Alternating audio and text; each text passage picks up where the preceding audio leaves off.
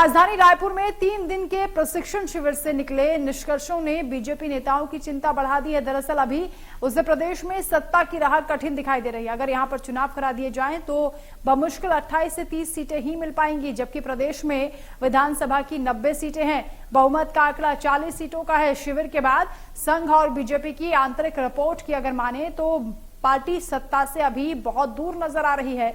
इस रिपोर्ट के मुताबिक जो समीक्षा की गई है, रायपुर और बिलासपुर संभाग की स्थिति कुछ ठीक है, लेकिन बस्तर सरगुजा संभाग में 1-2 सीटें ही ऐसी निकली जहां संभावना बढ़ी है।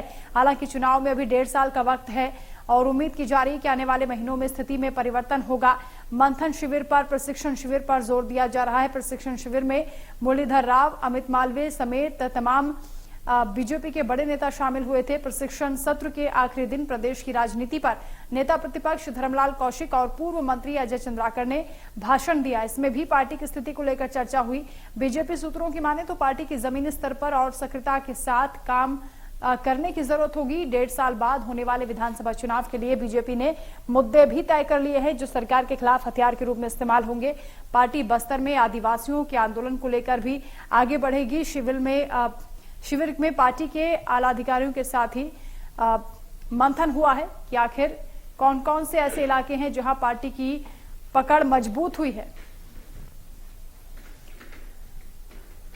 और इसी पर ज्यादा अपडेट के साथ हमारे साथ ओम प्रकाश चंद्राकर, ब्यूरो चीफ, जुड़ रहे हैं। ओम प्रकाश जी, ये जो लगातार चर्चा की जा रही है, मंथन हो रहा है पार्टी में, इसका क्या निष्कर्ष निकला है? कहां कहां स्थिति कमजोर नजर आ रही है?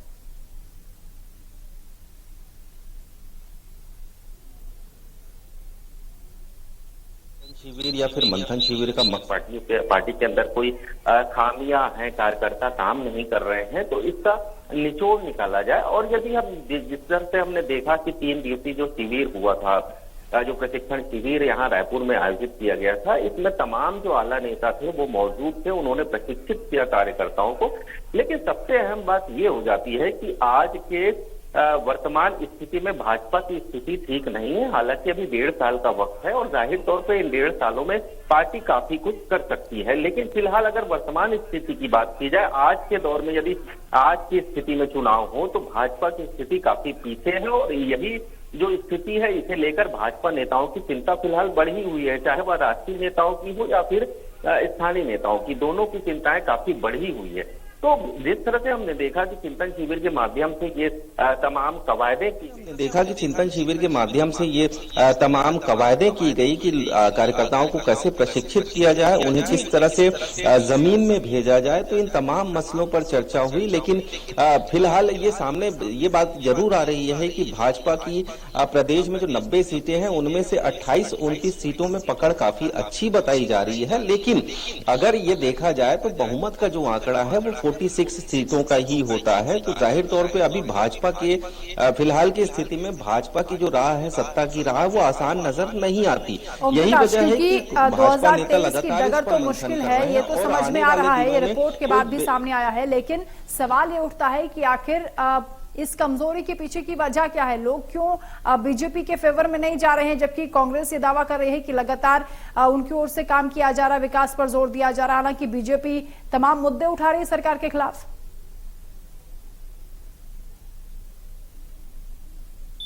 देखिए, सत्ता में 15 साल रही, यहाँ छत्तीसगढ़ के अंदर काबिज रही, तो जाहिर तौर पे एक सत्ता में रहने के बाद अचानक से सत्ता चले जाना, इसमें कई चीजें उजागर होती है कि नेता जो है निष्क्रिय हो गए हैं। और फिलहाल की स्थिति यही है कि कार्यकर्ता और जो आला नेता है वो फिलहाल उनकी सक्रियता कहीं जमीन पर नजर नहीं आती। यही वजह है कि पार्टी जो लगातार जो है छत्तीसगढ़ के अंदर पीछे होती चली जा रही है। और इसको लेकर मंथन भी किया जा रहा है कि किस तरह से सक्रियता बढ़ाई जाए। जिस तरह से डी पुरंदेश्वरी लगातार बस्तर में दौरा करती रही, उनका पूरा फोकस बस्तर संभाग में था, क्योंकि बस्तर को सत्ता की सीढ़ी कहा जाता है। और इस सत्ता की सीढ़ी पे जो काबिज होता है, वहां 11 सीटें हैं, उन 11 सीटों पर कोई काबिज होता है या फिर 8-9 सीटों पर काबिज होता है, वही सत्ता की दहलीज पे कदम रखता है। आज तक का इतिहास हमने छत्तीसगढ़ के चुनाव में देख लिया है। इसी तरह सरगुजा संभाग है, सरगुजा संभाग में कुल 14 सीटें हैं। तो ये जो संभाग है, दोनों संभागों की यदि मैं बात कर रहा हूँ, तो ये दोनों संभाग आदिवासी बहुल इलाके में आते हैं और यहाँ फोकस करने की दरकार है छत्तीसगढ़ भाजपा को।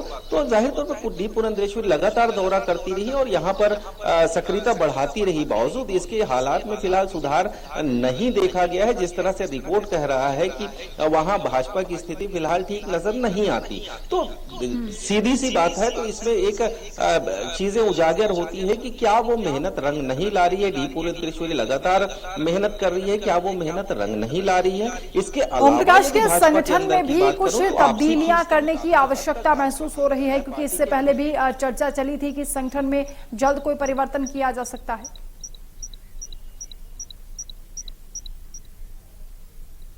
जिस तरह से एक आदिवासी चेहरा है विष्णुदेव साय, तो संगठन में फिलहाल उसके बाद सक्रियता के मामले में फेरबदल की गुंजाइश थी और काफी समय पहले से इसकी मांग पार्टी फोरम में की जाने लगी है कि भाजपा अध्यक्ष जो है प्रदेश का, उन पर बदलाव किया जाए कि, और इसमें भी चर्चा भी चल रही है। और हमारे सूत्र भी ये बताते हैं कि इसके लिए एक पार्टी के एक सांसद का नाम चुना गया है जो प्रदेश अध्यक्ष के प्रबल दावेदार माने जा रहे हैं। हो सकता है उनके नामों पर चर्चा होगी। हालांकि अभी विष्णुदेव साय का कार्यकाल 1 साल का और बचा हुआ है। तो एक छोटा सा सवाल यहाँ पर है कि बीजेपी की टेंशन की वजह कहीं सरकार की प्रभावी योजनाएं तो नहीं है जिसका असर लोगों पर देखा जा रहा है?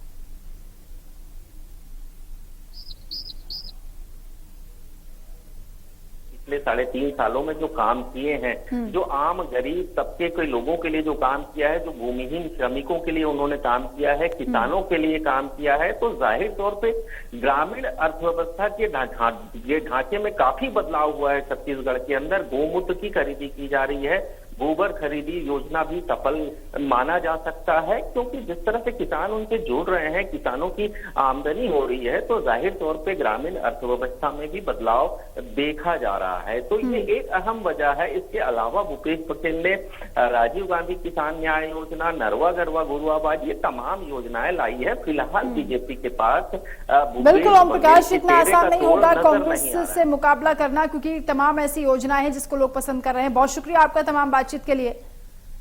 तो 2023 की डगर बीजेपी को कठिन दिखाई दे रही है चिंतन शिविर के बाद, और ज्यादा टेंशन पार्टी की बढ़ गई है। ऐसे में देखना होगा आगे क्या रणनीति पार्टी की ओर से बनाई जाती है।